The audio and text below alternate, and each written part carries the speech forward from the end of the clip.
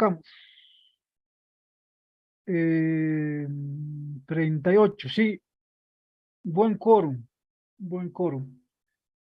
Ahora, no sé, si quieren pueden grabar, les autorizo a grabar y utilizarlo entre ustedes, porque he visto que lo que estamos desarrollando es muy necesario para los ayllus, las marcas y las naciones originarias.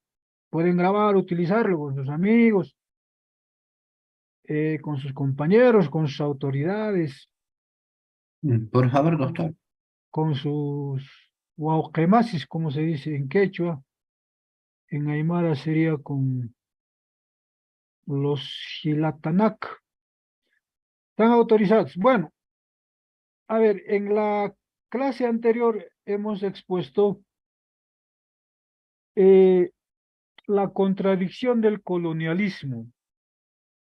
Eh, Hemos visto que la pelea en el colonialismo, si quieren, la contradicción, la lucha, las disputas se dan más o menos en 12, 14 campos, podemos llamar campos de lucha, ¿no?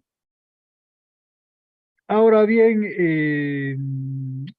no hemos alcanzado, pero es importante decir que los colonialistas de allí va tienen pensamiento, tienen ideología y tienen organizaciones, o sea, organizaciones concretas.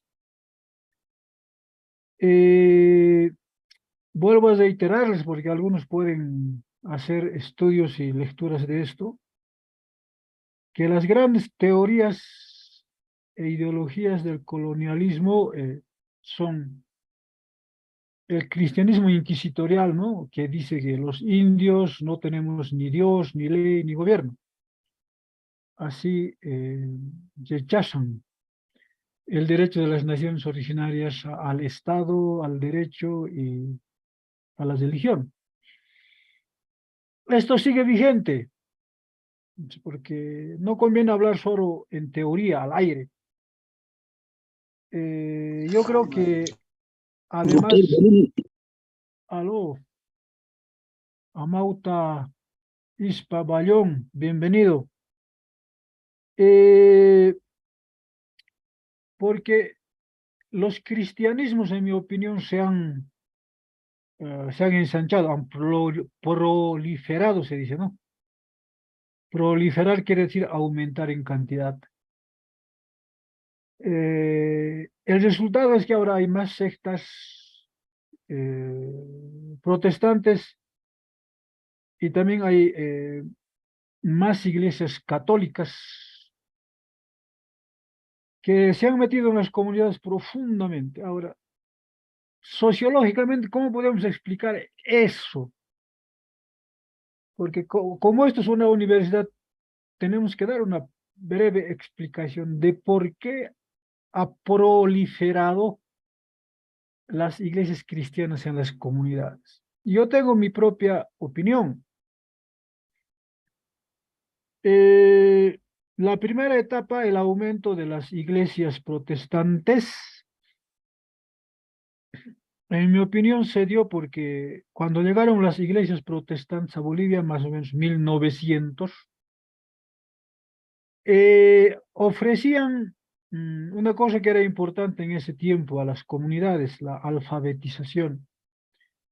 En mi pueblo entraron los protestantes.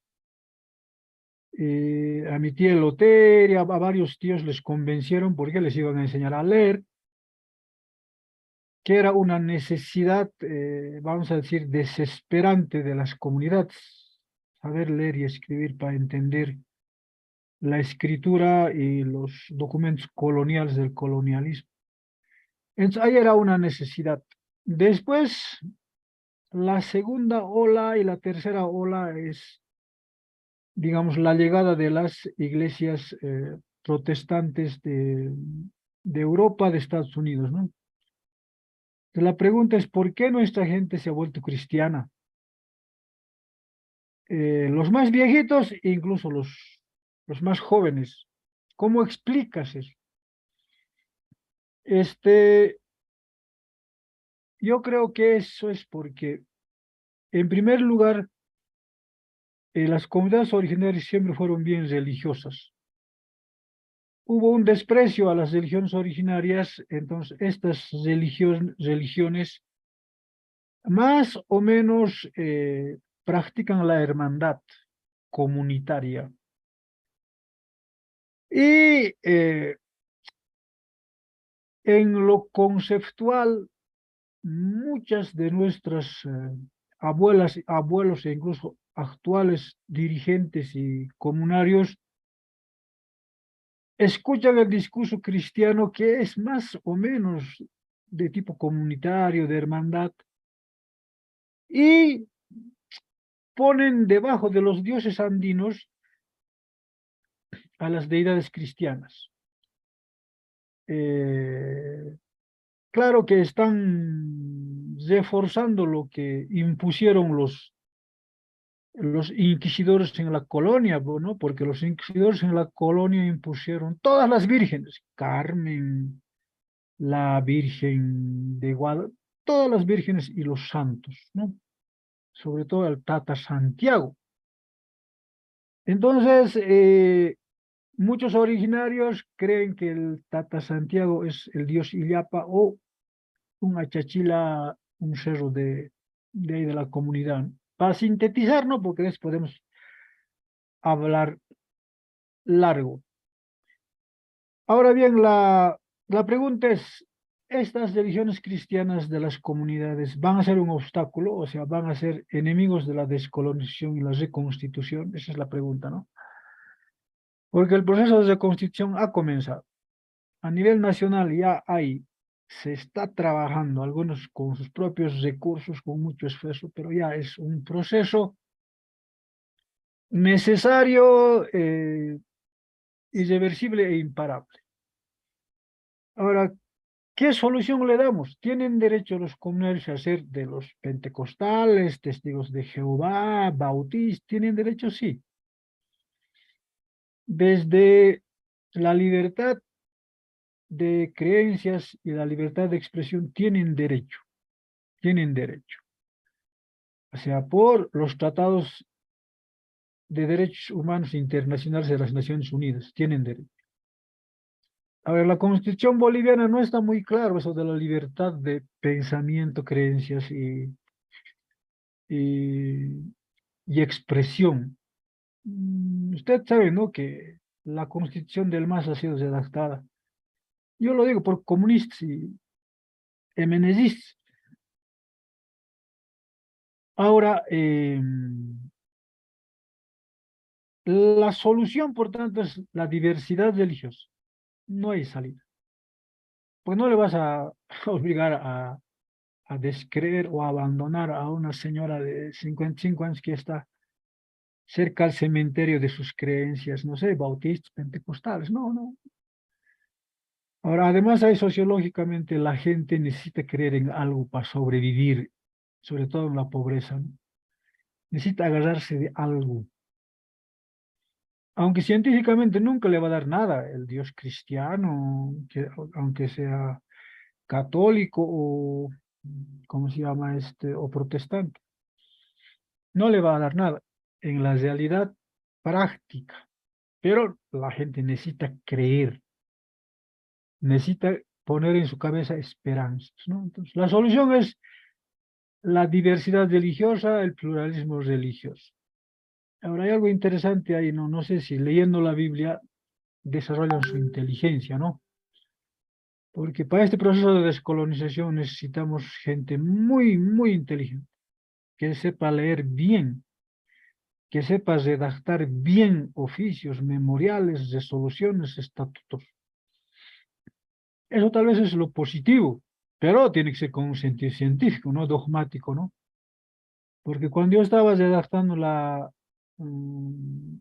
Constitución y el Estatuto de Calasasaya, había un cristiano fanático que quería poner un principio religioso de que Dios ha creado todo el universo en el estatuto.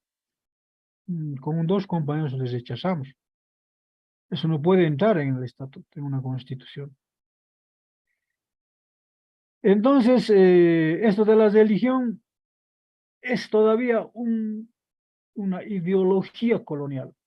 Pero vean que tiene sus pros y sus contras en la práctica. Rapidito ya los he dicho, los vuelvo solamente a mencionar para que ustedes tengan la inteligencia de analizar, ¿no? Todos los discursos, las teorías coloniales. Sigue siendo el evolucionismo, ¿no? Clásico. El evolucionismo europeo y el evolucionismo norteamericano, ¿no? Que dice que los indios del Tahuantinsuyo estaban en la etapa media de la barbarie. No llegaron a la civilización y al Estado. Por tanto, también nos niegan el derecho a la descolonización y el derecho a la reconstitución. Porque la reconstitución es, ¿no es cierto?, un asunto estricta y esencialmente estatal. Estatal. Después están los marxistas y los menezistas. Marx dice lo mismo que Lewis Henry Morgan. Lewis Henry Morgan y Marx igualito, ¿no? Porque Marx y Engels se copian la idea de Lewis Henry Morgan. Entonces Engels y Marx dicen lo mismo, que los indios del Tahuantinsuyo estaban en la etapa media de la barbarie, no llegaron a la civilización, al Estado, por tanto no tienen derecho al Estado, que no tenemos derecho al Estado. Y esa posición ideológica y política siempre lo han mantenido los marxistas en Bolivia, de cualquier secta marxista. Pueden ser anarquistas, pueden ser estalinistas, pueden ser maoístas, pueden ser castristas, pueden ser guevaristas, pueden ser trotskistas, todos los marxistas repiten lo que dice su Dios, Marx y Engels, que los indios no tienen derecho a el Estado, no tienen derecho a reconstituir sus estados. ¿Por qué? Porque no, según ellos, no hemos llegado a la civilización Estado. Para los marxistas estábamos en la etapa media de la barbarie, por tanto, no tenemos derecho al Estado, no tenemos derecho a la reconstitución. Ahora, los menezistas, ustedes saben que el pensamiento y la ideología del MND ha dominado, vamos a decirlo, desde 1952, yo creo que hasta el 2005, 52 al 2005, 53 años ha dominado el discurso menezista. ¿Qué plantean los menezistas con relación a las naciones originarias, no a los campesinos, porque a ellos les gusta el campesino? Los menezistas, primero, eran marxistas, utilizaban la teoría marxista, la mayoría de ellos. Pero segundo, los menezistas también utilizaban la ideología cristiana, es que les he dicho, que los indios no tenemos ni Dios, ni ley, ni gobierno, por tanto no tenemos Estado, no tenemos derecho. No tenemos derecho. Y tercero, los menezistas eran evolucionistas clásicos de Lewis Henry Morgan. A esas tres ideologías que son coloniales, el MNR le aumenta una posición ideológica política que es central y que tienen que manejarlo, tienen que metérselo a su cabeza. Y sería bueno que lo discutan con algún MNCista. O incluso pueden hablar todavía con los abuelos de la comunidad para recordarles. Los MNCistas, a las tres anteriores ideologías coloniales, le aumentan el proyecto político, el pensamiento de que los indios, ¿no es cierto?, deben integrarse a la vida nacional de la nación colonial boliviana. Esa palabrita. Hay que integrar al indio a la nación colonial boliviana. Esa idea de la integración del indio a la vida nacional boliviana es una idea que surge de José Antonio Arce, jefe del PIR, del Partido de la Izquierda Revolucionaria. Ahora, muchos comunistas, trotskistas, guevaristas, maoístas, en su origen y en su fundación eran también latifundistas, como también los MNDistas eran latifundistas. José Antonio Arce era un latifundista de ahí de Portarata, ahí tenía su gran hacienda. O sea, un latifundista criollo que se convierte al comunismo.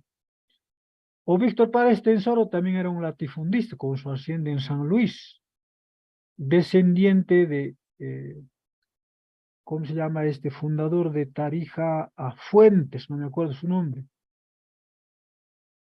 Entonces, Luis de Fuentes. Luis de Fuentes, gracias. Mm. Luis de Fuentes, descendiente de ese señor era Víctor Paz Estensoro. ¿El MND qué plantea? El MND dice hay que integrar al indio a la vida nacional para extinguirlo, para hacerlo desaparecer como nación. Lo mismo que la Inquisición, porque la Inquisición te planteaba lo mismo. A estos indios hay que encajarles, hay que meterles la religión católica colonial para hacerlos desaparecer como nación y para volverlos cristianos. Es lo mismo, el MNR te está planteando lo mismo. Integrar al indio a la vida nacional para extinguirlo como nación. Ahora, ¿cómo pensaban hacerlo? No tenían ni idea. Porque hay que decirlo más, que los MNRistas ha sido uno de los partidos de más atrasados, más subdesarrollados científica y teóricamente. No ha sido un gran partido que tenga un gran pensamiento. Pero en lo político, como el indio siempre fue un peligro, plantearon integrar al indio a la vida nacional para extinguirlo, para hacerlo desaparecer. Ahora, ahí entramos a la ideología sindical. El MNR, para cumplir, para lograr, para conseguir integrar al indio a la vida nacional, para hacerlo desaparecer como nación, para cumplir su pensamiento, su objetivo político, ¿qué organización utiliza? El sindicato. El sindicato campesinista, nacionalista de la nación boliviana, de la nación colonial boliviana, y en la estructura territorial colonial de la República. A ver, desarrollaremos lo primero. Aquí también hay que analizar las cosas científicamente, ¿no? El originario necesitaba recuperar su tierra y expulsar al patrón y conseguir la libertad, sí. Eso era una necesidad imperiosa. El originario llamado indio campesino, en su calidad de pongo, de esclavo de los latifundistas, primero necesitaba la libertad, por supuesto. ¿Quién no quería la libertad? Si por conseguir la libertad de las naciones originarias han luchado y han muerto descuartizados Tupac Amaru, Tupac Katari, Tomás Katari, ellos han luchado y han muerto descuartizados por conseguir la liberación de las naciones originarias, la libertad. Siempre fue un objetivo de las naciones originarias conseguir la libertad. La libertad para producir, para caminar, para pensar, la libertad para hacer empresa. Pero los comunarios son empresarios, familiares. Utilizan la economía del mercado de trueque. Todavía hay zonas donde se hace trueque.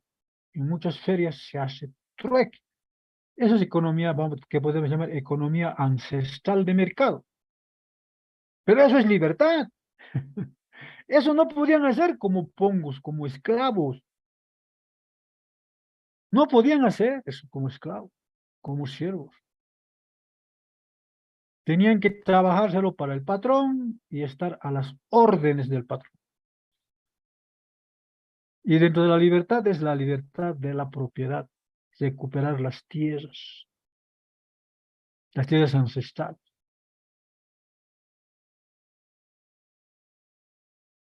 Y el MNR dio eso, pero a regañadientes, porque en su programa inicial del MNR no había ni reforma agraria ni libertad del indio. No había entrega de tierras en su programa inicial. Incluso en los debates de la reforma agraria, en los debates de la reforma agraria, cuando ya forman a la comisión y la comisión entrega su informe, presidido por Hernán Siles Suazo, por Arturo Urquide, un pirista, amigo y militante del PIR de José Antonio Arce, debaten y empatan. Empatan cuando dicen, ¿se va a devolver tierras al indio? Unos dicen, no. Otros dicen, sí, empatan. Y el desempate lo va a resolver Germán Moroy Bloch. También un latifundista mediano, pero tenía más amigos y conocidos originarios, era más identificado con los originarios. Entonces, cuando estaban ahí entrampados en el gabinete de Víctor Paz para lanzar la reforma agraria, dicen, llega el doctor Germán Monroy Bloch, que era abogado, el papá del Chas, del papi, se había atrasado. Doctor, ¿dónde se ha pedido usted que, como ministro? ¿Cómo no va a estar en la reunión? Aquí estamos entrampados, está empatados. Si devolvemos las tierras al indio o no devolvemos las tierras al indio. Usted tiene que definir. Claro, Víctor Paz, Extensor, Hernán Siles, el mismo Juan Lechín votaron para que las tierras no se devuelvan al indio. ¿Usted qué dice, doctor? Usted va a definir. ¿Devolvemos tierras o no devolvemos tierras al indio? No, pues tenemos que devolverlos, pues, listo. Ese voto decidió. Claro, ¿a dónde iba? No, que el MNR no quería devolver tierras al indio. Sí estaba de acuerdo con dar libertad al indio. Eso es verdad. Claro, pero como los MNRistas eran latifundistas, aceptaban dar libertad del indio y apenas aceptan devolver las tierras, porque ya era un tiempo histórico, ¿no es cierto?, en que ya era una vergüenza mantener el latifundio en Bolivia. En todo el mundo casi el latifundio ya había sido liquidado. La Revolución Mexicana, con la reforma agraria mexicana, ya devolvió tierras, dio libertad al indio. En la revolución de la Unión Soviética ya se había llevado a cabo la reforma agraria. Dieron libertad, bueno, comunista, ¿no? Porque la libertad comunista siempre tiene sus, digamos, sus opresiones, lo diré. Y devolvieron tierras al indio, formaron empresas colectivas de campesinos y del Estado, los coljoses y los sofoses. Ya se había llevado a cabo la reforma agraria en China, ya se había llevado a cabo la reforma agraria. Entonces, el último país latifundista feudal atrasado era Bolivia, era uno de los últimos, y era pues una vergüenza, ¿no? ¿Cómo nuestra clase dominante va a seguir viviendo del trabajo gratuito del esclavo originario? El MND es verdad, le devuelve las tierras, le da libertad, aunque la libertad en la primera etapa lo dio el mayor Gualberto Villarreal, y le entrega la tierra en propiedad privada como pequeña propiedad que ahora está en minifundio. Una mala planificación, de eso podemos hablar otro rato, y al final que es un fracaso. Porque la reforma agraria del MNR termina en minifundio. Y la libertad del originario va a terminar en la pobreza. estamos pobres en las comunidades o estamos pobres como residentes en las ciudades. Bueno, ese es el fracaso de la Revolución Nacional y de la reforma agraria. Pero en agradecimiento a que el MNR le da libertad al esclavo y le devuelve la tierra, el campesinado va a apoyar con todo al MNR. 6, 7 gobiernos del MNR van a ser, gracias al voto de nuestros abuelos y de nuestros papás.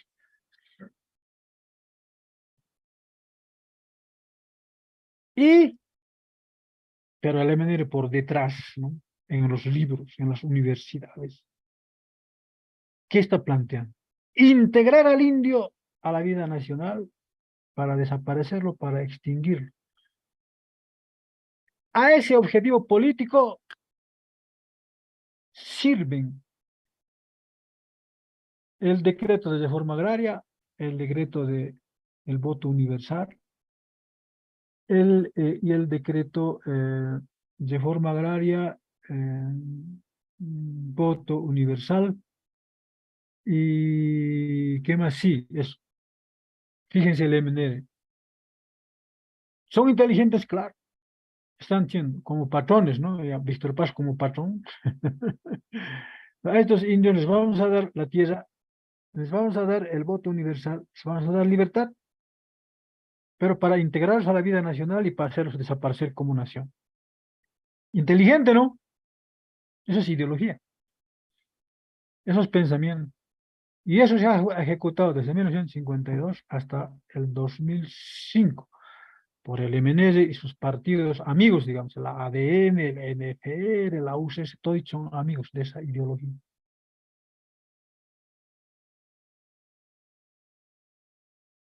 Y para eso implantan el sindicato campesino. Fíjense qué hábil, qué inteligente. En la ley de la reforma agraria, no sé si lo tengo por aquí.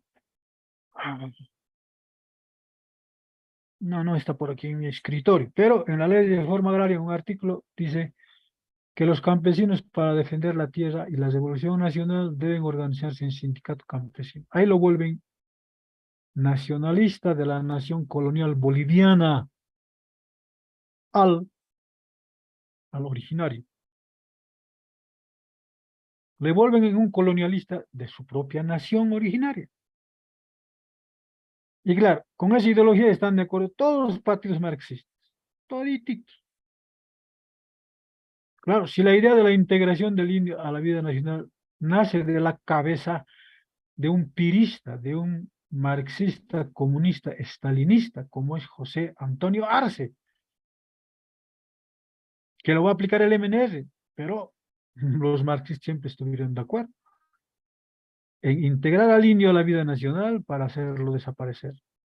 Claro, y por detrás los intelectuales y los marxistas más leídos tienen en su cabeza la idea teórica de Marx, de que el indio no llegó a la civilización, estaba en la etapa media de la barbarie, por tanto, no tenía derecho al Estado, claro, tenía derecho a un sindicato campesino, un sindicato de sirvientes ideológicos y políticos, vamos a decir centralmente al MN. En síntesis, ¿cuáles son las organizaciones que pueden oponerse a la descolonización y a la reconstrucción? En las comunidades, mucho ojo, en las comunidades, ¿cuáles pueden ser las organizaciones que pueden oponerse, obstaculizar el proceso de descolonización y de reconstrucción? En mi opinión son Iglesia. las sectas cristianas y los sindicatos. Claro, también los partidos, ¿no? Muchos de ustedes dirán que el partido del MAS es un partido descolonizador. No, el partido del MAS es un partido colonial. ¿Por qué? Porque su organización básica, fundamental, es el sindicato campesino, por una parte. Vamos a ver la Constitución del 2009. No es pues casual, no es gratuito que en la Constitución del 2009 no se reconozca a las naciones originarias ancestrales. No es gratuito. Ahí están los comunistas del MAS, que no quieren dar Estado, no quieren dar un Estado reconstituido a las naciones originarias.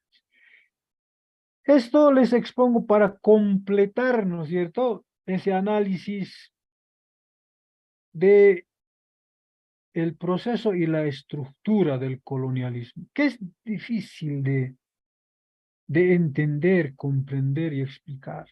Necesita de un medio o alto nivel intelectual. No hay otro. Necesitas inteligencia y ciencia para entender esto. Pues, a ver, querer explicar esto a un abuelito que solo sabe hablar aymara o quechua, que todavía debe ver en una de las comunidades que debe estar con unos 75, 80, hasta 90 años. A ver, intenté explicarle.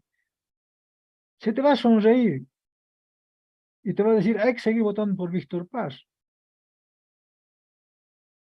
¿Por qué?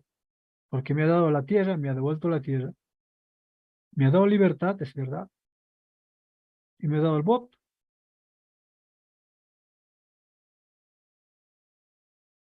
Claro, pero si vos hablas de la nación, de la soberanía, del territorio, de los recursos naturales, del gobierno, del derecho, de todos esos elementos nacionales que les he expuesto,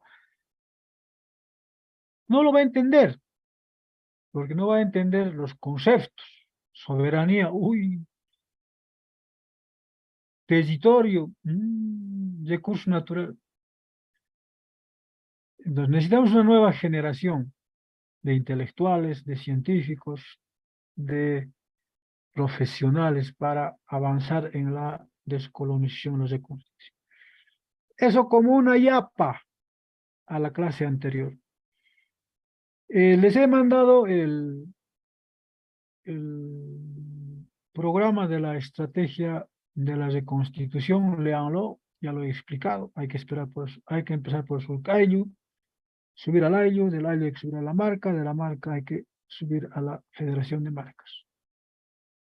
Ese es el proceso, no al revés, porque los cataristas y los indianistas, sobre todo los cataristas, y también los del movimiento campesino de bases, que en Cochabamba hay, no sé, ahí los cochabambinos si se acuerdan de Eleuterio Romero, un gran dirigente campesinista del Ejército de Liberación Nacional, que ha muerto más o menos joven, pero un gran dirigente, pero era marxista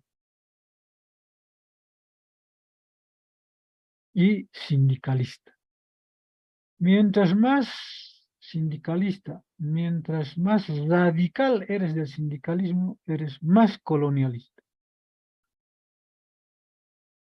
Eres más colonial.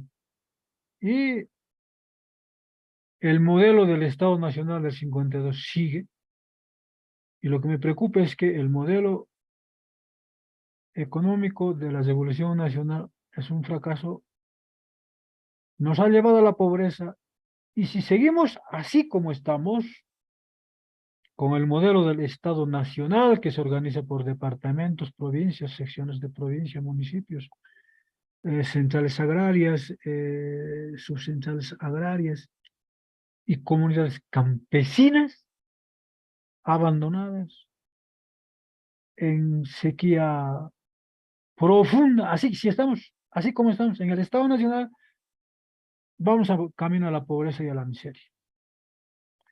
Les he mandado dos documentos, léanlos críticamente y vean si realmente se puede aplicar. Se puede aplicar. Ahora, no hay que ser dogmático. En política siempre hay que ser práctico.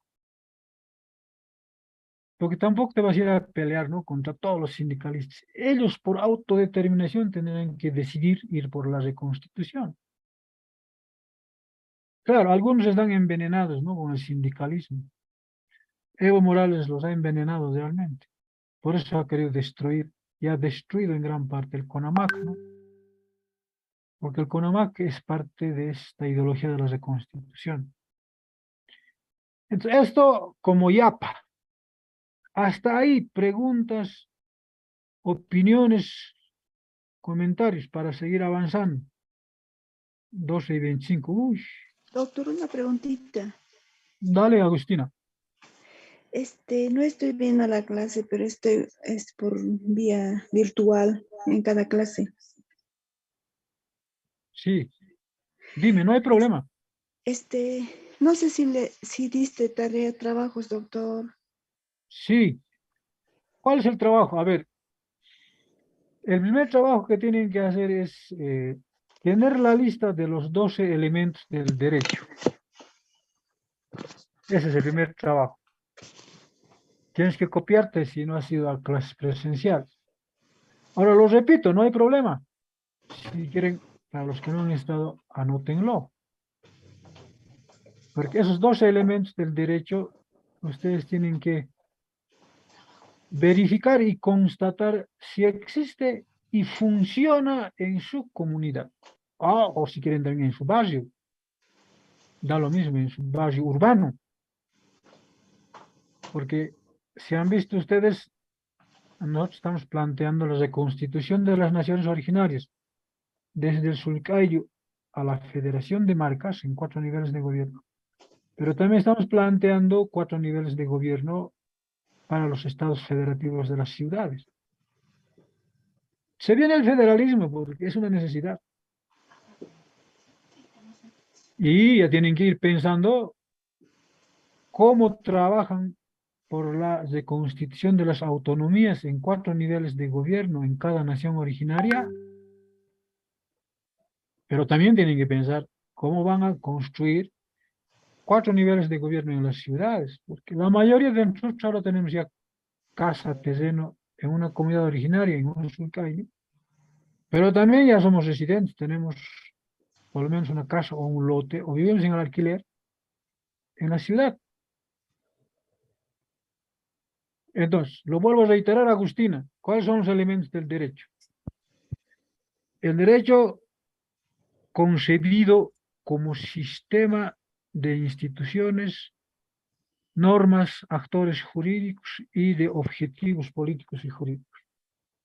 No puedo repetir toda la clase, pero lo voy a repetir, ¿no es cierto?, apuntando a que ustedes, si es posible, memorizan los 12 elementos del derecho y constatan y verifican si existe cada elemento en la comunidad y verifican cómo funciona. Se van a dar cuenta que la mayoría de los elementos del derecho existen y funcionan.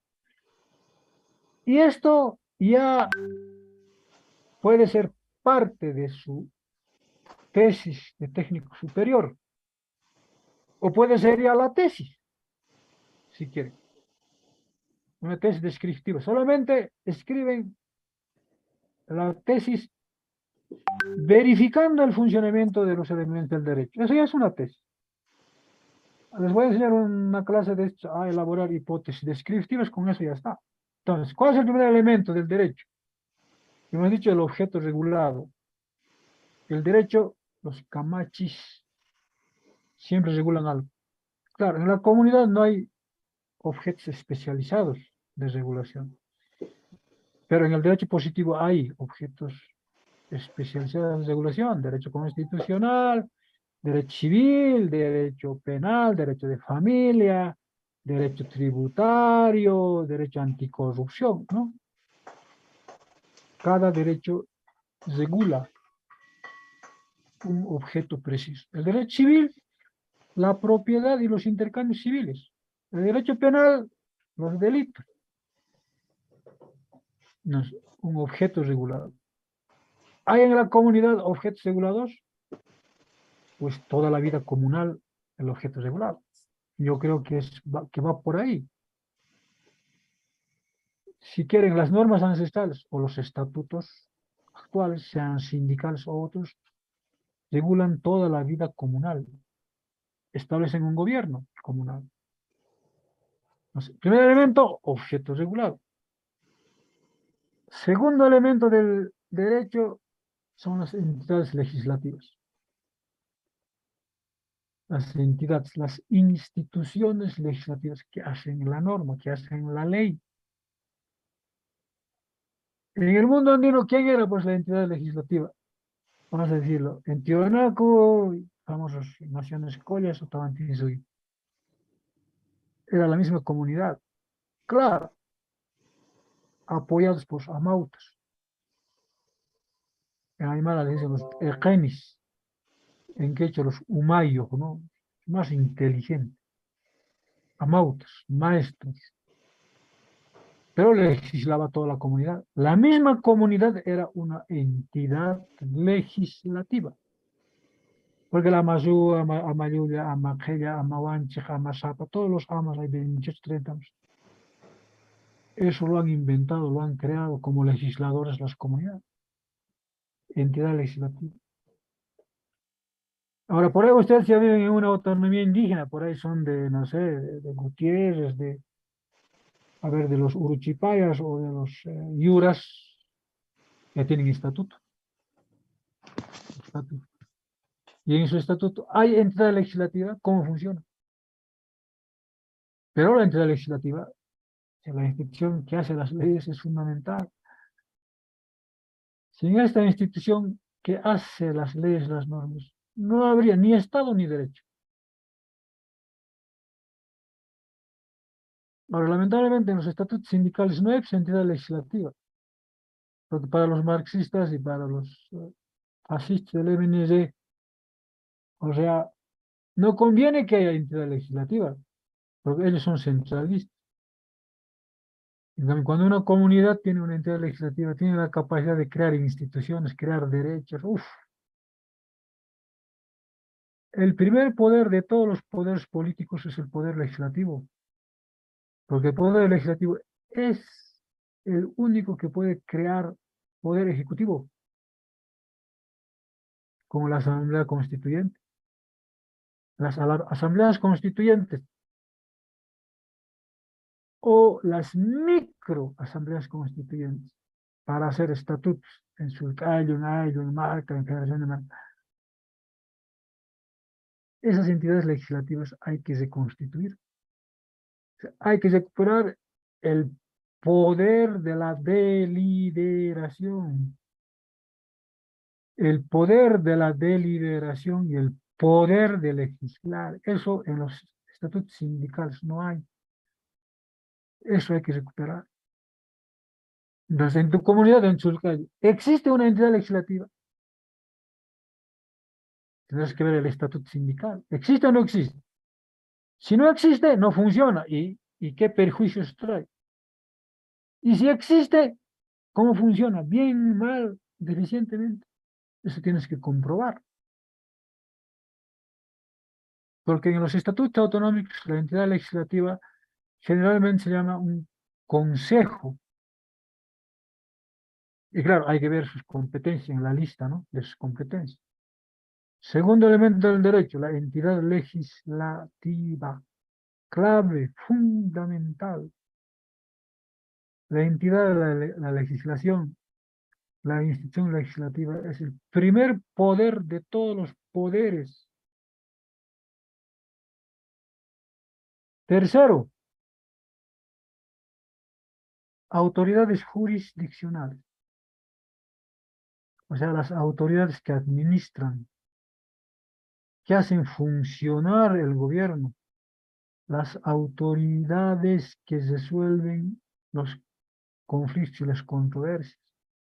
Un robo, una violación sexual, son juchas, ¿no ve? En Aymara, en Quechua, son juchas. ¿Quién arregla eso? ¿Quién resuelve? Con voto resolutivo o con resolución. Son las autoridades jurisdiccionales. En este caso, las autoridades jurisdiccionales están en la lista de los cargos sindicales para comprenderlo, ¿no? Las autoridades jurisdiccionales del derecho originario comunitario en el sindicato, en la comunidad sindical, son los cargos del sindicato, secretario general, de las acciones, actas, hacienda, en fin. estos tristes secretarios de un simple gremio. Pero en el gobierno ancestral de los sultayos originarios, la lista de los cargos es Gilakata, es el que gobierna a los hermanos. Gila viene de Puquina Aymara, del Gilata. Gilakata quiere decir gobernar. Las autoridades jurisdiccionales, como tercer elemento del derecho, está en la lista de los cargos sindicales o la lista de los cargos originarios. ¿Eso existe en la comunidad? Claro, 100%. 100%. En cada sulcayo, en cada ayllo, en cada marca y en cada federación de marcas existe eso. La lista de cargos del gobierno sindical o del gobierno originario. Eso tienen que constatar, verificar, describir. No hagan más de 5 hojas, porque esto no es la materia de métodos. Que también les voy a enseñar métodos. No hay problema, de yapa. Tercer elemento, autoridades jurisdiccionales. Cuarto elemento, normativa sustantiva. Esto ya es ciencia, ya es un concepto científico. Normativa sustantiva, o sea, las normas que crean derechos y regulan la conducta. Normativa sustantiva. ¿Cuál es nuestra normativa sustantiva en las comunidades originarias puquinas, aymaras y quechuas? ¿Cuál es nuestra normativa sustantiva? ¿Tenemos o no tenemos? O como dicen los inquisidores y los colonialistas españoles, estos indios no tienen ni Dios, ni ley, ni gobierno. Los estatutos, doctor. Sí, dale, Adriana. Los estatutos, doctor, ¿podría ser nuestra norma sustantiva? En parte sí, pero en lo ancestral, la normativa sustantiva que crea derechos y regula la conducta son los amas. Ama, su a. Ama, gella. Ama, luya. Ama, wancher. Ama, warmich, alpaja, chalpay. Doctor, Dale, dale. estoy hablando de aquí del norte Potosí. Doctor, ¿me puede sacar de una duda? ¿A qué se refiere al sulcayo? El sulcayo es la comunidad de base. El ayllu menor mínimo, más pequeñito, más pequeñito. Ya. Ahora, ese Lo modelo que que yo les... quiero, lo que yo quiero, doctor, es que, a ver, yo soy del Ayllo Collana, del Marca Pocuata, en quechua así dice llachta, ¿no ve? Sí, En Aymara sería, pero lo que manejamos, la estructura que tenemos nosotros aquí en Norte Potosí, por ejemplo, te voy a hablar de la provincia de Bustillo, que componen 9 ayllos. ya, En Bustillo es eso, en la provincia de Anta, nosotros del Marca Pocuata componemos 12 ayllos. 6 de arriba y 6 de abajo. Dentro de eso están el ayllo, cabildo en la comunidad. Entonces, la duda tengo a cuál me refiere, digamos, el ayllo, porque también Aymara nosotros manejamos dentro del cabildo el Giliri, Taipiri, el Churi, ¿ya? Entonces, ese tiene procedimiento. Por ejemplo, yo el año pasado estaba con Gilanco, de mi ayllo, ¿no? En sí no está reconstituido los 3 cabildos, ¿no? Solamente el Taipir estamos. Entonces, eso confusión tengo, porque yo entiendo el ayllo de compone, digamos, los 3 cabildos, que el cabildo puede tener 3 o 4 o 5 comunidades, es un cabildo. El otro puede tener igual, ¿no? Entonces, todos somos los 3 cabildos, se llama el ayllo. Entonces, es por eso quisiera que me saques de ese todo del sulcayo, tengo duda, o sea, ¿a cuál me refiere, Doc? a las comunidades que forman el cabildo, sería en este caso. Ahora, la estructura ancestral de las comunidades que estaba formado por sulcayos, así nomás es. Los sulcayos eran comunidades de 10 hasta 100 familias. De ahí venía el Ayllu. Ayllu, Federación de Sulcayos. En tu caso sería Cabildo, Federación de Comunidades, como has dicho. De ahí venía la marca Federación de Ayllus y la Federación de Marcas. En un modelo, vamos a decir, más o menos, le diremos clásico. Ahí vinieron los españoles y desorganizaron casi todo, ¿no? Para cobrar sobre todo el impuesto con los corregidores y en complicidad con algunos curacas y maicos. Desorganizaron todo. Pero entonces, Faustino, si quieres reconstituir, tienes que investigar cuál era la estructura ancestral de estas entidades territoriales que yo estoy manejando en 4 niveles. Sí, Doctor, doctor. ¿le puedo No hacer una podemos pregunta? ser. Disculpe. Eliana Justiniano le habla. Muy Dale, buena. dale, Eliana. Doctor, he leído su libro. Me pareció muy interesante que es una comparación con los pueblos originarios del oriente boliviano, tanto también de occidente. ¿Usted cree, en qué creen nosotros los cambas, los del oriente, estamos fallando en cuestiones de administración de justicia dentro de nuestras comunidades? Hay una parte muy interesante que usted dice en su libro que dice que las comunidades también tienen primer nivel, segundo y tercer. En base a las comunidades, casi todas se conformaron políticamente dentro de los pueblos. Entonces yo quisiera saber, doctor, ¿en qué estamos fallando? Dentro de las comunidades, dentro de las eh, asignaciones o mejor dicho, elecciones de autoridades dentro de las comunidades, de los pueblos de Occidente, tenemos que tener una trayectoria dentro de la misma comunidad, tener un nombre, empezar desde abajo, eso siempre yo lo escucho a los compañeros. Sin embargo, en las comunidades del Oriente, creo que esa parte no están aplicando muy a cabalidad, con mayor fuerza. ¿Usted cree que eso es una debilidad para nosotros, los Camas, los del Oriente boliviano?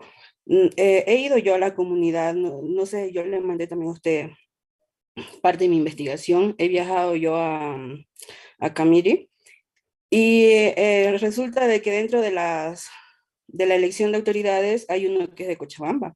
Entonces, y estoy segura que yo dentro de las comunidades de Occidente no voy a encontrar un Canva, ¿no es cierto? Entonces, ¿usted cree que ese es un factor en contra de nosotros, pensando tanto en la integridad, que nos estamos olvidando de de llevar a cabo todo eso, de ser más rígidos en nuestras leyes y en nuestras costumbres internas? A ver, el Oriente con sus naciones originarias es bien particular. Necesita de mucha investigación, sinceramente, porque no vamos a ir al proceso de constitución sin haber investigado. Necesitamos muchos estudios. Ahora, ¿qué es lo que yo personalmente pienso? A ver, en el oriente las comunidades más ancestrales eran la mayoría arawak y después guaraníes, con algunas otras familias, ¿no? Porque también es una diversidad. Los Pano, después, no me acuerdo en este momento, para en la Chiquitania hay una familia, o sea, una familia jurídica y estatal. Ahora, yo creo que tienen más o menos la misma estructura. Desde abajo, a ver, en el sector guaraní están las zonas. ¿Qué es la zona? Es una comunidad. Ellos le han dado el nombre de zona. Las zonas están federadas, así nomás es. En el pueblo originario, yo no sé su nombre en guaraní, hay que averiguar, para eso la investigación científica. El mismo nombre y concepto de zona tendrían que darle un nombre guaraní, ahí en la zona guaraní del Chaco. O darle un nombre chiquitano en la chiquitanía y un nombre mojeño. Después viene el segundo nivel, que son ya los pueblos, y allí va a estar, Eliana, la Asamblea del Pueblo Guaraní. Pero ahí la técnica del federalismo, la teoría del federalismo, es pues la mejor teoría para la reconstitución.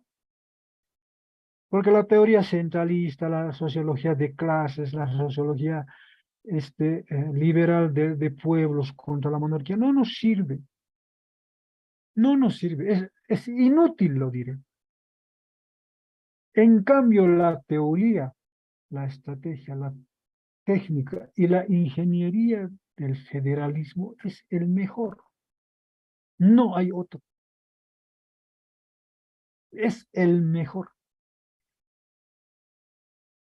Ahora, en términos territoriales, Eliana,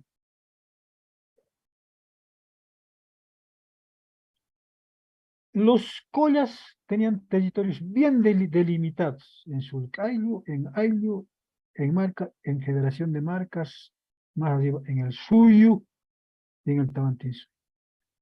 O sea, eran civilizaciones y estados bien territorializados. Exacta y precisamente territorializados. Tenían sus corpas, sus tiñis en quechua, ¿no? Corpa en aymara, tiñi en quechua. O sea, los mojones de los límites intercomunales. Tal vez era una gran organización. Ahora, las naciones originarias del Oriente no. Eran naciones nómadas. Se movían de las zonas y regiones de, vamos a decir, de lo que más vivían era, en mi opinión, de la pesca. De las regiones de la pesca iban después a las regiones, claro, la pesca más o menos verano, ¿no?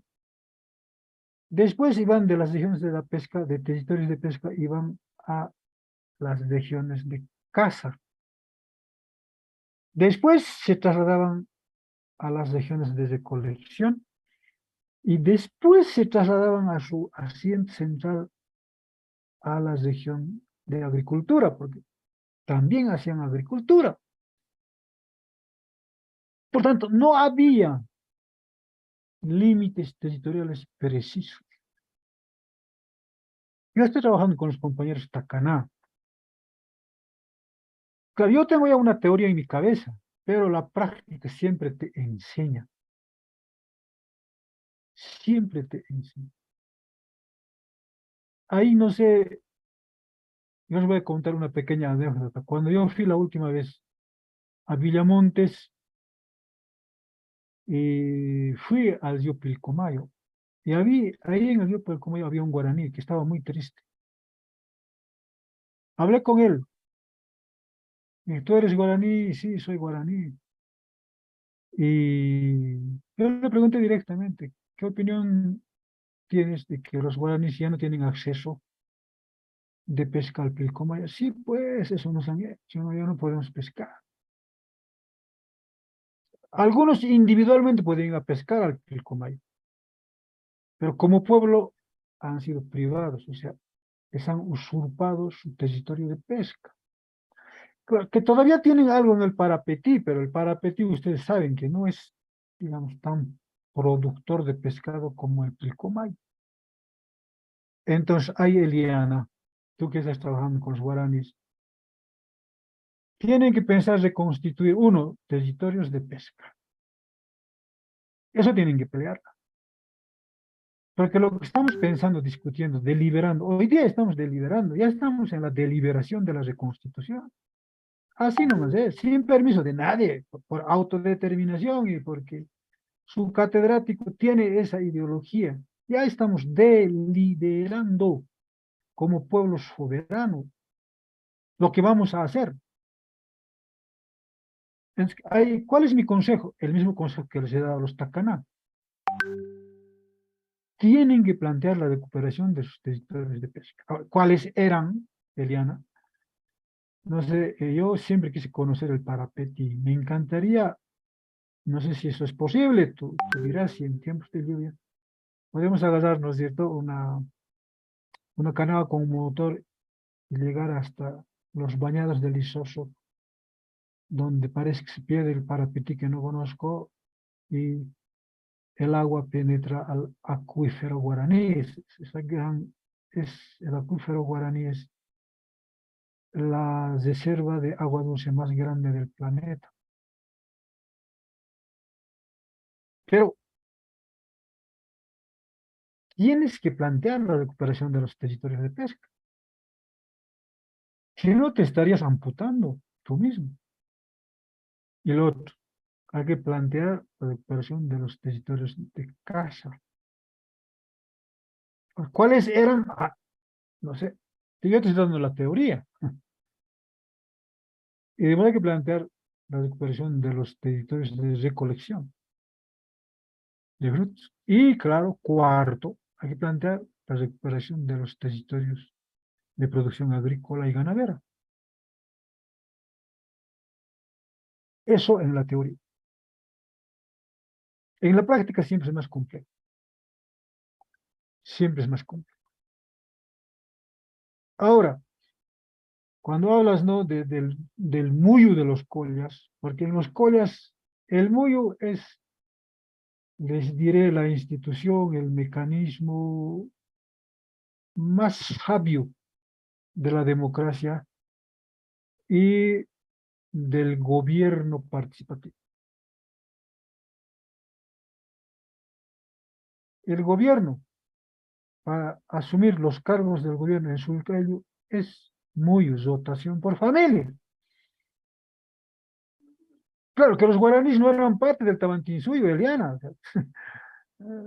A los indios les hicieron la guerra, siempre se mantuvieron independientes. Incluso en la misma colonia, e incluso en la república, los guaraníes siempre tuvieron la capacidad militar y política de mantener su independencia. A los guaraníes recién los colonizaron, los sometieron al colonialismo en 1892, con la masacre de Curuyuqui, con el general González, que fue enviado por Aniceto Arce. Ahora, los rubicha, ¿no?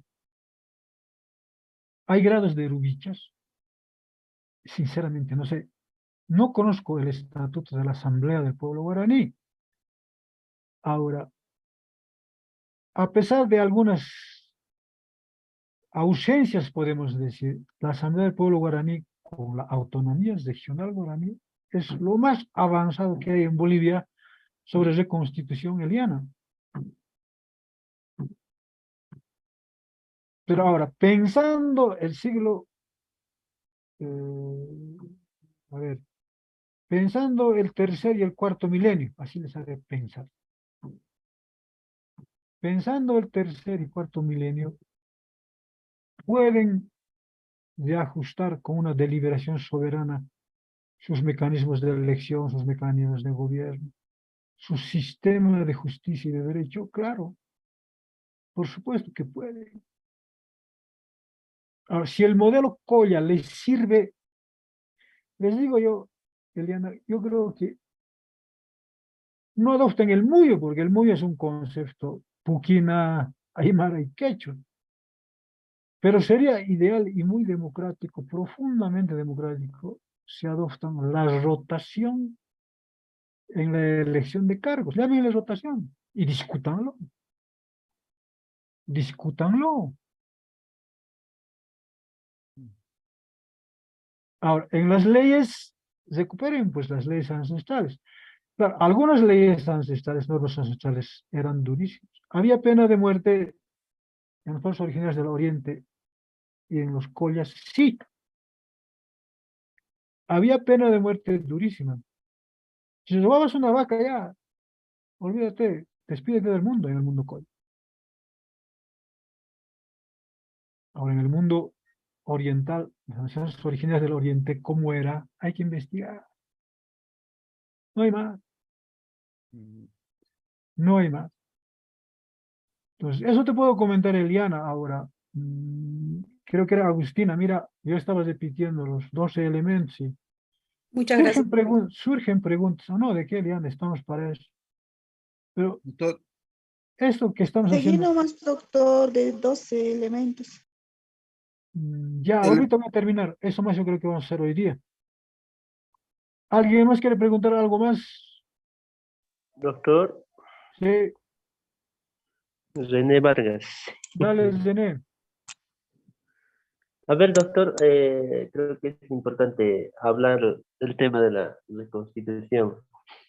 Eh, Más a mí me interesa porque sufrimos en el proceso de reconstitución con varios percances que vienen por el camino, ¿no? Entonces, hacer la reconstitución en las naciones originales, como usted dice, en un estado que siempre hemos tenido ancestralmente, lo que los españoles nos han arrebatado a ese propio que lo teníamos nosotros. Entonces, hacer esa reconstitución es medio complicado en estos tiempos, ¿no? Entonces, eso es lo más importante, reflexionar. Como por ejemplo, siempre hablas de los sindicatos. Como por ejemplo, en proceso de reconstitución, la primera barrera que viene por ahí por delante son los sindicatos, que son las organizaciones sindicales. Y las organizaciones sindicales son pactadas con los partidos políticos. Y al parecer, históricamente, siempre han estado bajo el dominio de un partido político, como usted mencionaba también, como los del MNR, ¿no? Los Sí, del sí. MNR, pues seguramente han hecho aparecer a los sindicatos y siempre estaban aliados con ellos. Y hoy en día, los primeros que han pactado con el nuevo partido político que es el MAS, y están de la mano. Y bueno, cuando un pueblo indígena lucha por sus derechos, y siempre el instrumento es el sindicato, los políticos se agarran del sindicato y entran a dividir a los ayllus, a los marcas, a los suyos, a los ayllus, directamente. Y medio que creo que al parecer las autoridades del Estado dicen, no, mira, en tal ayllu se están levantando, están reclamando sus derechos. Hay que entrar a dividir, hay que sentar los sindicatos agrarios en esa comunidad, digamos, ¿no? Entonces, es lo que ha ocurrido con, por ejemplo, en mi nación, que es la nación Yampara. Hemos demandado un proceso de saneamiento en la propiedad colectiva, que son los TCOs, y hemos empezado el proceso de saneamiento todos decididos así conformes y todos en sí, casi en unanimidad. Pero en el proceso el Estado ha empezado a hacer retrasar el proceso del saneamiento, y mientras que se retrase ha empezado a formar sindicatos dentro de estos pueblos indígenas y ha empezado a organizar los sindicatos, a conformar sus directorios, dirigentes, sus centrales, no sé qué otras cosas, y a través de los sindicatos, pues en el proceso del saneamiento, ellos han solicitado, digamos, la titulación de forma individual. Entonces, Saneamiento simple. claro, saneamiento simple. Y el Estado ha empezado a hacer la campaña a través de un sindicato para voltear la demanda de las tierras comunitarias de origen.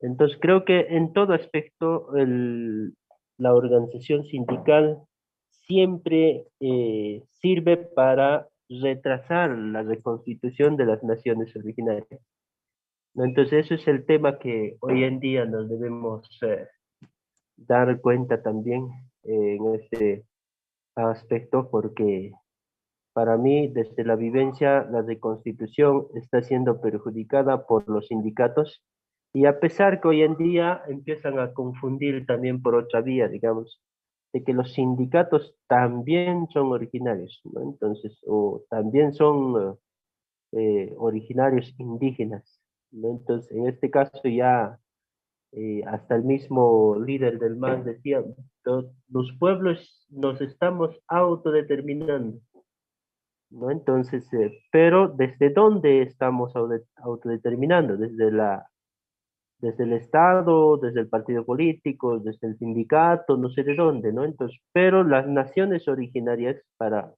ejercer su libre determinación, para impulsar su reconstitución, o por lo menos para hacer cumplir sus derechos, pues creo que no tenemos esa libertad en estas coyunturas actuales también, ¿no? Entonces, a veces muchos ex autoridades manifiestan que la reconstitución antes de la asunción del movimiento del socialismo al poder, que todavía estaba avanzando rápidamente la reconstitución, ¿no? Entonces, en varios lugares de Tierras Altas. Pero una vez que asumió al poder o que llegó al poder un rostro indígena por nuestro delante, y eso ha sido la persona que más perjudicó a la reconstitución de las naciones originarias, porque si quiere apropiar del discurso del pueblo indígena, no dice la reconstitución, pero en otros términos sí habla en el discurso, pero no hace en los hechos, no impulsa en los hechos. Eso es lo que yo quería comentar sobre la reconstitución, porque solo por la reconstitución podremos llegar a la autodeterminación como pueblos. Si no hay reconstitución, si seguimos asumiendo las estructuras coloniales republicanas, pues para los pueblos indígenas yo creo que está lejos la libre determinación, está lejos el autogobierno y la autonomía. Sí, tienes razón. A ver, lo sintetizaremos. Desde la República, ¿no? Desde 1952, los partidos políticos siempre se han servido, han utilizado como pongos, como esclavos políticos a las comunidades, ¿no? Centralmente por el sindicato o por el partido. Y el sindicato o el partido siempre va a reforzar, va a robustecer el poder político de los partidos y de los líderes políticos.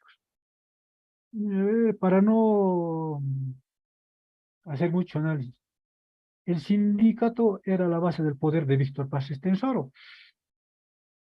Por eso ha sido 4 veces presidente. O sea, los pongos políticos, los esclavos políticos campesinos le apoyaron con todo. Sindicato, base, motor, centro del poder político de Víctor Paz Estenssoro. Con Evo Morales ha pasado lo mismo. Ha utilizado centralmente la CSUCB como base de su poder político. Y yo lo digo, o sea, Evo Morales tenía un proyecto de construir una dictadura comunista como en Cuba, como en Venezuela. Quería llevarnos ahí. Y él quería ejercitar un gobierno de una dictadura personal. ¿A eso han servido los sindicatos? Sí. En mi opinión, sí. Por eso que han querido destruir CONAMAC, porque CONAMAC expresa, digamos, la idea de la reconstitución. Pero ahora eso es pasajero. Es pasajero. Ojalá de eso se den cuenta los sindicalistas. Que a veces pueden recibir una migaja, ¿no? Ya no sé, pueden recibir un carguito, un trabajito. A veces por eso se venden, pero eso es pasajero. Va a durar lo que dure ese gobierno. Y después volvemos a la pobreza, el abandono, las sequías, en fin. En algún momento ojalá se den cuenta que hay que ir a la reconstitución hasta establecer los 4 niveles de gobierno, sobre todo el último, no después, el Estado federativo, que va a ser una federación de marcas de todas las naciones originarias. E incluso en el Oriente, Eliana, piensen cuál sería, ¿no es cierto?, esa entidad que se parece a la marca Colla. Ahora, puede ser 3 niveles, Eliana. No, puede ser que no sea obligatoriamente 4 niveles. Tienes que ver la estructura. Entonces, este proceso es irreversible, pero es complejo. Y claro que es difícil, pues, ¿no?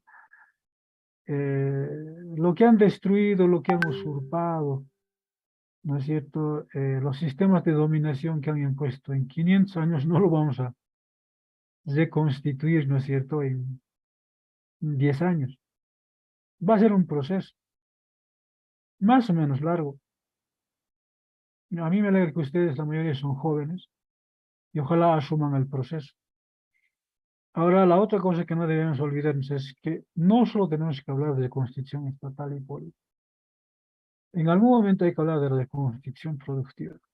A mí me preocupa, y les se los digo, la de constitución estatal y política hacia los estados federativos, y allí va a ser un estado federal, pero la de constitución estatal de nuestras entidades gubernativas, en su hay centralmente, no va a funcionar si no trabajamos la reconstrucción productiva, de manera que las familias del Surcayo, les voy a decir, sean pobladores productivos, rentables y sosteniblemente. Ese es un gran desafío, un gran desafío. ¿Cómo hacer de territorios en minifundio? ¿Cómo construir, ¿no? ¿Cómo organizar familias de originarios, ¿no es cierto?, que tengan una economía sostenible y rentable. A ver, les he dicho, piensen, tercer, cuarto milenio. ¿Cómo hacer eso? Es eso, un gran desafío. Ya se los digo, porque los políticos tradicionales de izquierda o de derecha siempre hablan solo de lo político. Nunca han hablado de la economía. Y son malos, pésimos economistas. Realmente son pésimos. Y por eso Bolivia está ahorita en crisis y va a regresar a los niveles de ingresos del 2003-2004. O sea, yo un poco les alumbro el foco de las de constitución productiva.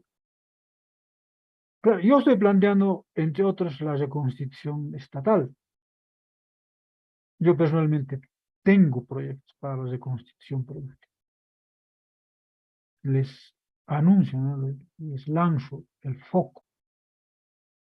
Ahora, vamos a ser amigos, ¿no es cierto? Yo les digo, yo estoy 30 años en el trabajo de la reconstitución de las naciones originarias.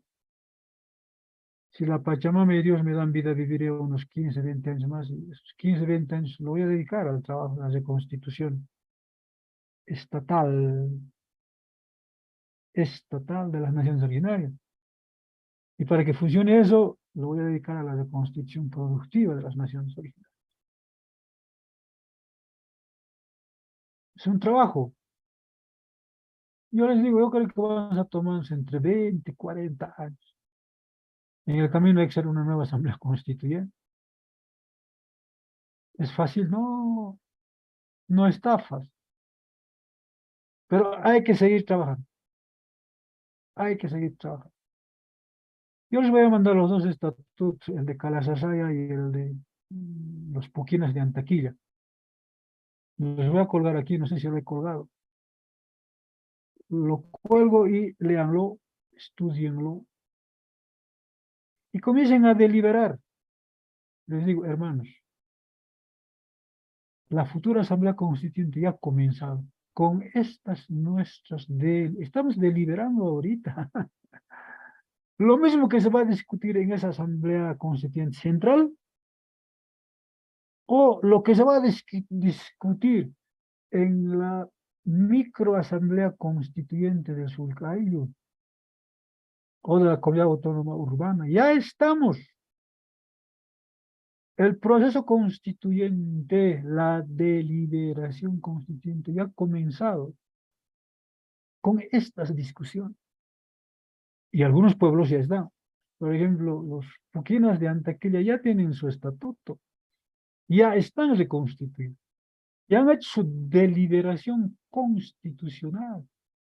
Ha sido muy bello, yo los he ayudado en todo lo que he podido. Pero hay cerebros, pues ahí, ¿no? Hay inteligencias, hay ciencia. Se los digo, Benedicto Callancho, ojalá algún día lo conozca. ¿Qué, qué ideología? Claro, todo lo aprendió de su papá, que fue un médico que le ha enseñado mucho. Entonces, el proceso de deliberación, el proceso constituyente ya comienza. Yo ya he ido a hacer dos estatutos. El estatuto de Calasasaya, que se los voy a mandar, ya está. Ya ha pasado esa constituyente. Y la constituyente de los Puquines de Antequilla. Igual, ya está. Ahora hay que deconstituir, más o menos en Bolivia debe haber unos 25.000 comunidades originarias de base. Tenemos que redactar 25.000 microconstituciones. Qué trabajito, ¿no? No es fácil como la constituyente, con unos habladores ahí, ¿no es cierto? Además que se los redactan, como se han reunido en Sucre, en Oruro, ahí está, esta es la constitución, ¿no? Elitista, vertical, que no sirve casi para nada. La verdadera reconstitución estatal y productiva, tenemos que hacerlo nosotros en los años, en el primer nivel para comenzar. Entonces trabajen,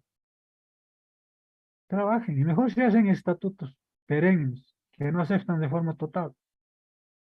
Pero si quieren que una casa sea perenne, eterna, tiene que ser una buena casa, buenísimos cimientos, buenas zapatas, buenos pilares, buenísima losa. Y para eso hay que estudiar. Pero ya estamos en el proceso de deliberación reconstituyente. Ya ha comenzado. No hay vuelta. Claro, René, que no va a ser fácil. Ahí tienes a los sindicalistas, masistas, ¿no?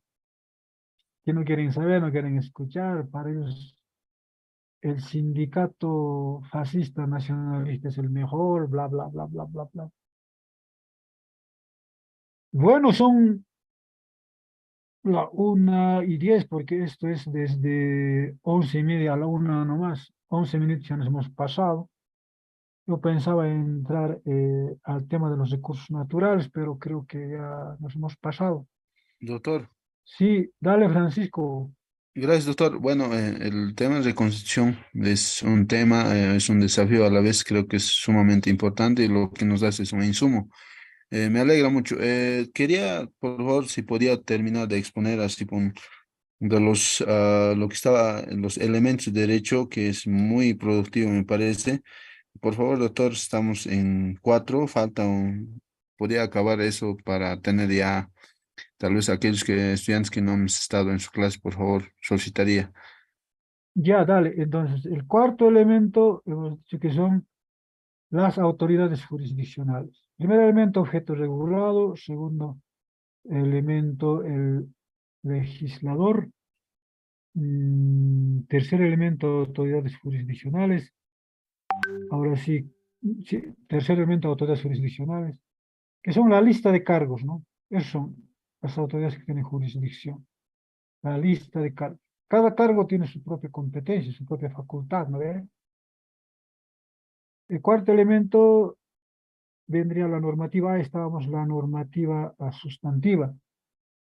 En nuestro caso, en el mundo Colla o en el mundo Camba, son los AMAS, ¿no? Los taikacamachis o las normas mayores. Amasu, Amayuya, Amaqella, Amawanchik, Amilunku, Amawalmichalpay. En fin, hay 28 AMAS, normativa sustantiva. Es el cuarto.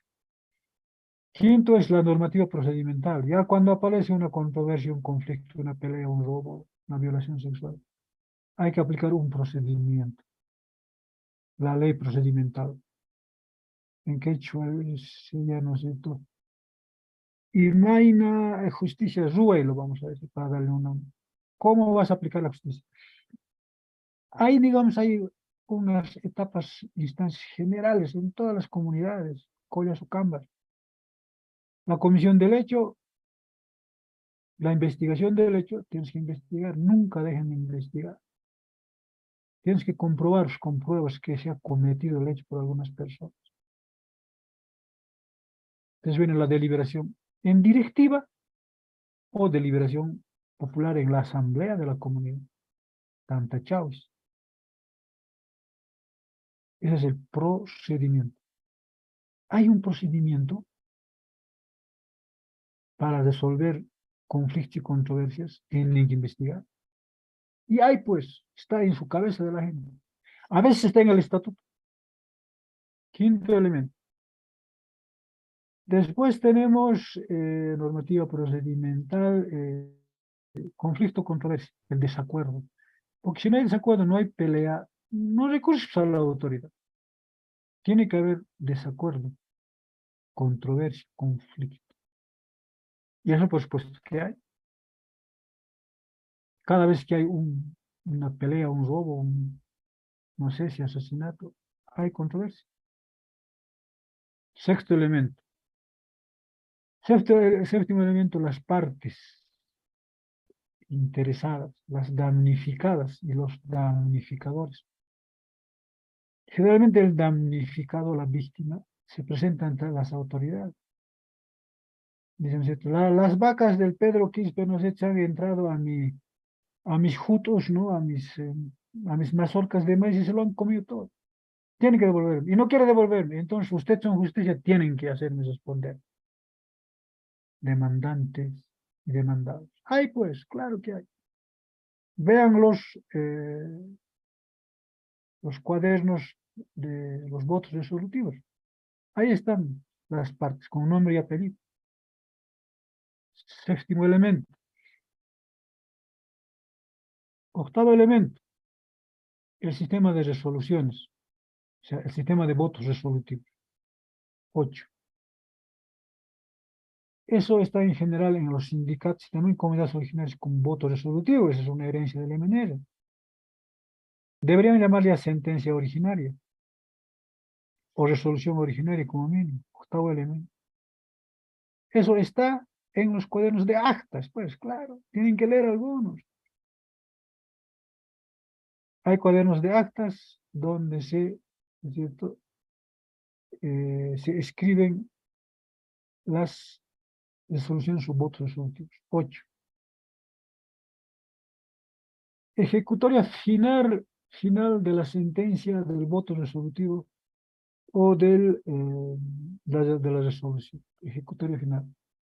Lo que se decide en Hachatantachavi tienen que ejecutar quiénes, los dirigentes. Listo, le vamos a dar, qué sé yo, cuarta arroba de Huasca. Que devuelva lo que ha robado. Que haga 1000 adobes. Y que trabaje para mantener su familia. Todo eso tiene que cumplir, o sea, tiene que ejecutoriar las autoridades. Noveno elemento. Noveno elemento. Décimo elemento sería la organización interna, como en los juzgados, ¿no? ¿Cómo se organizan las autoridades? ¿Cuál es la lista de cargos, sus funciones, sus competencias? Generalmente hay un jalja, no veo, o sea, un secretario de justicia. Por ahí comienza. Pero el pleno de la directiva es una instancia. Se puede decir la segunda instancia. La primera instancia es el jalja, el secretario de justicia. Segunda instancia, la directiva en pleno del gobierno comunitario. Y la tercera, máxima instancia, siempre es la asamblea de la comunidad. Cuando el delito es grave, cuando es hacha o hatunhuch. Décimo elemento. La organización interna. Y después hay la organización externa, ¿no? Sobre el AILU están las autoridades de la marca. Sobre las autoridades de la marca están las autoridades de la Federación de Marcas o Hachamarca. Sobre la Hachamarca está el CONAMAC. Ahí termina en lo originario. En lo sindical, encima del sindicato campesino está la subcentral, las autoridades de la subcentral. Encima de las autoridades de la subcentral está la central agraria en lo sindical. Encima de la central agraria está la federación provincial. Encima de la federación provincial está la federación departamental. Encima de la federación departamental está la CESUTCB. Esa es la organización externa. En los varios casos que ha tenido amparo constitucional, para ir al amparo constitucional a la justicia ordinaria, tú tienes que agotar la vía administrativa. Eso quiere decir que tienes que pedirle que te hagan justicia todas esas instancias, en lo originario o en los sindicatos. En mis dos experiencias era el sindicato. Yo para agotar vía administrativa he mandado una carta pidiendo justicia para mi cliente, bueno, que le devuelvan el agua, que dejen, que anulen su decreto de expulsión de la comunidad, a toditos, bueno, a la comunidad de base, perdón, a la subcentral, a la central agraria, a la federación provincial, a la departamental, a toditos se han mandado carta pidiendo que le hagan justicia, que le devuelvan el agua y que anulen su resolución de expulsión. Ninguno ha contestado, se ha agotado la vía administrativa, o sea, la organización externa, y he metido amparo constitucional y claro, lo he ganado. Ahora mi cliente ha vuelto a su chaco, el Tribunal Constitucional ha ordenado que, bueno, primero ha anulado su resolución de expulsión, segundo ha anulado la resolución de quitarle el agua, y ha ordenado que le devuelvan el agua y que le admitan otra vez. Esto ha ido a Sucre, ¿no? Porque la sentencia de los tribunales constitucionales inferiores va a Sucre en revisión y de Sucre ya ha vuelto. Y Sucre ha dicho, sí, ratificamos. Tienen que devolver el agua y tienen que readmitirlo. Eso lo vamos a notificar en estos días. Entonces, ¿por qué explico esto? Porque eso es la organización externa. Y fíjense, tienes organizaciones externas, hasta la CSUTCB o hasta el CONAMAC, pero más tienes la organización externa, que es la justicia positiva ordinaria, donde todos los bolivianos tenemos derecho al amparo constitucional. Y finalmente, este era el 11, creo, y finalmente el presupuesto, ¿no? En la justicia originaria, en el derecho originario, en la administración del derecho originario, nadie recibe sueldo. Nadie. No hay presupuesto. Es cero del Estado. En cambio, en la justicia ordinaria, hasta el secretario de un juzgado recibe sueldo. Secretarios, jueces, fiscales, vocales, magistrados de la Corte Suprema reciben sueldo, presupuesto. Ahora, ¿quién gasta el presupuesto en el derecho original? ¿O ustedes creen que los gobernadores originarios tramitan y andan en la justicia sin gastar? No, no, no, no, no, gastan. Pero el presupuesto sale de su bolsillo, del bolsillo de la familia. Tengo que ir a Sucre, dicen que hay un seminario, nos han convocado, bueno, para tu pasaje, para tu almuerzo, para tus viáticos, para tus refresquitos, nadie te da. En retribución al uso de la tierra, tienes que hacer tu gasto, pero hay un presupuesto. Nada en la vida de lo que se hace sin recursos, sin presupuesto. Nada. Nada. Para estudiar, necesitas presupuesto. Para hacer justicia, necesitas presupuesto. Solo que en la justicia ordinaria el presupuesto lo pone el Estado, de los dineros del pueblo. Porque eso es nuestra plata. Pero además, se los roban, ¿no ves? Una vergüenza ese sindicalista de Pando, ¿cómo se llamaba? Cruz. Juan Cruz era, ¿no? Del Ministerio de Medio Ambiente. Juan Cruces, ¿no? No me acuerdo su nombre. Ese, por ejemplo, ha robado la plata del pueblo que administra el Estado. Por tanto, hay, vamos a decir, presupuesto autofinanciado por las gobernaciones, por los gobernadores originarios que hacen justicia, administran justicia. Es un presupuesto autofinanciado. En cambio, en la justicia positiva, en el derecho positivo que maneja el Estado, donde dicen que la justicia es gratis, hasta por ahí, ese presupuesto lo gasta, sale del bolsillo del pueblo. Pero el presupuesto es el otro elemento del derecho, definitivamente. En ninguna parte del mundo, ningún tipo de derecho, ningún tipo de justicia funciona sin presupuesto. Puede ser autofinanciado como en Bolivia. o puede ser financiado por el Estado y por el pueblo, como el derecho positivo boliviano, ¿no? Esos son los 12 elementos. Ahora, comprueben cómo funcionan. Les digo, si ustedes hacen solamente estructura y funcionamiento del derecho y la justicia en la comunidad, no sé ya, de Calasasay, con ese título, y describen los 12 elementos, solo lo describen bien descrito, hasta 50, 70 páginas, ya tienen ahí su tesis de técnico superior. Encima lo pueden aumentar un caso, ¿no? El caso de la violación, qué sé yo, de la bolita tal, analiza, ya está. O sea, cada elemento del derecho de los 12 elementos ya puede ser un capítulo del índice de su tesis. Eso estoy diciendo.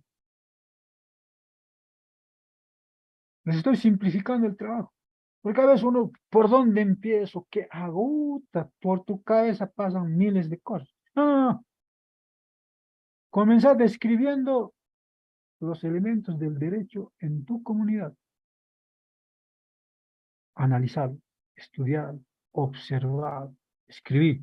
5 hits quiero yo, no quiero más. Eso debe ser parte, puede ser parte del índice de su llamada monografía, que es en el fondo una tesis de texto superior. He repetido los 2 elementos, no sé dónde está Agustina, sí, creo que era Francisco. Sí, doctor, muchas gracias. Ojalá les Doctor, ayude. Noche. Sí, el, dale. o- el 11 no ha entendido, doctor, por favor. Ahora sí, el 11 es la organización interna. No, la organización externa es el 11. Organización externa. La organización externa. O sea, tu sulcailu o tu comunidad sindical de base tiene una organización interna. Ese es el 10.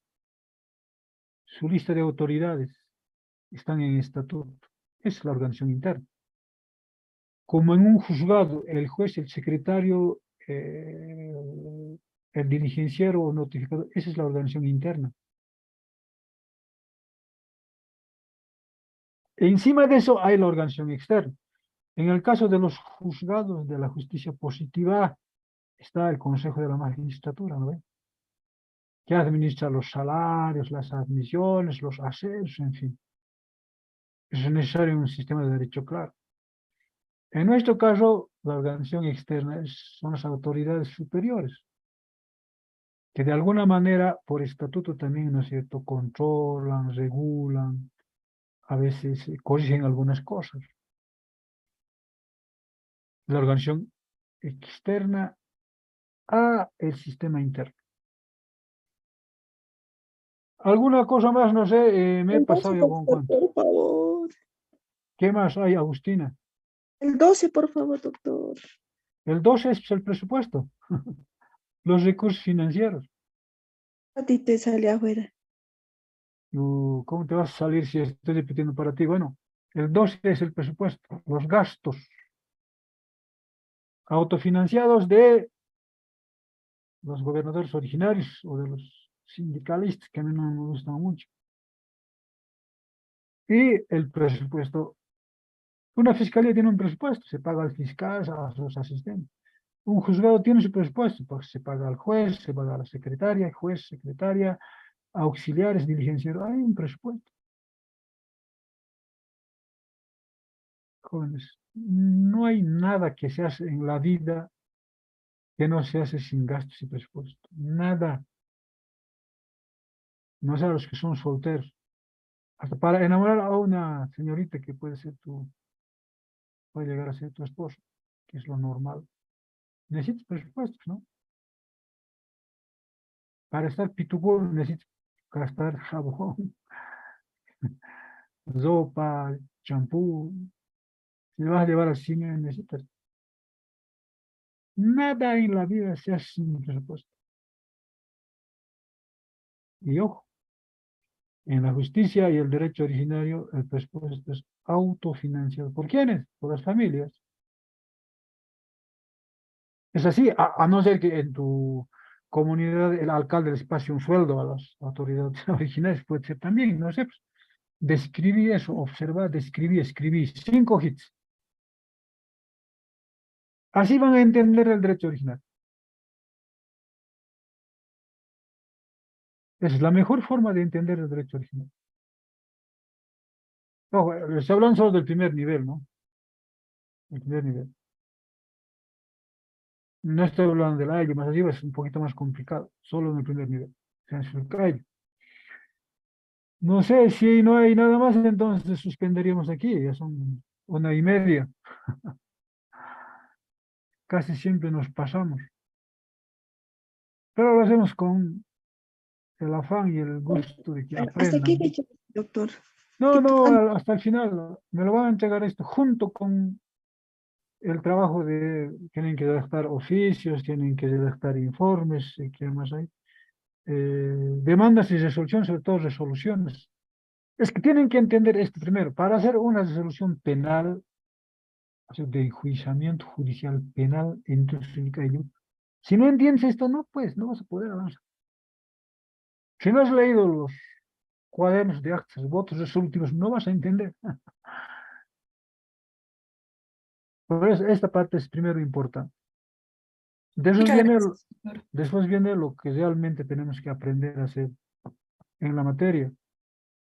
No sé si hay algo más, doctor. Ya hemos sobrepasado la hora, sí. Ya hemos Doctor, muchas sobrepasado. gracias por la clase. No, ¿de qué? Pues, Gracias, doctor, gracias. no, un Pachi, gusto. doctorazo, muy bien la Paz. sesión. Dios pagara, doctor. Bien, con eso, Bueno, cámara. gracias, doctor, gracias. ¿De qué Buen nos fin de habrá? semana, doctor. Buen fin de semana, Eliana. ¿Cuándo va a venir por La Paz? ¿Dónde está usted? No, yo estoy en La Paz, doctor, solo que las clases mucho están intermitentes. No. Sí, nos han quitado ya 3 clases, ¿no? Por